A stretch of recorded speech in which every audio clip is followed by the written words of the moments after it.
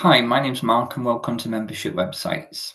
If we scroll down to the footer, we can see that we've got some elements in here like the members get listed today button, and we've also got the social media icons. But what if you don't want these to display in the footer of your website?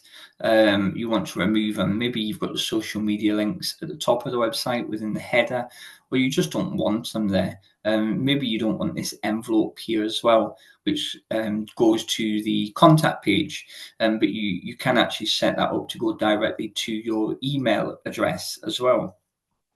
So maybe you don't want these links here. How do you remove them? If you go to the back end of the website, go to Menu Manager. We're going to go down to the footer menu, and we're going to customize the footer menu.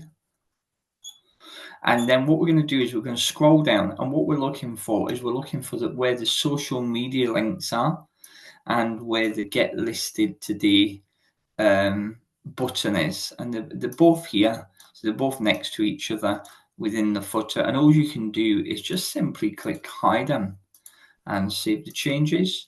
We can go back to the main website, refresh it, and you'll see that they have disappeared. Obviously, if you want one without the other, you take the one that you want to hide and make sure you don't check the one that you want to keep. But by just simply hiding them, it just means that if you change your mind later on down the line, you don't then need to search for the widget and get all the settings to get them positioned correctly. You can just simply uncheck them again. You can apply the settings just like so that when you refresh it, they appear again. I hope you found that video useful, and thanks for watching.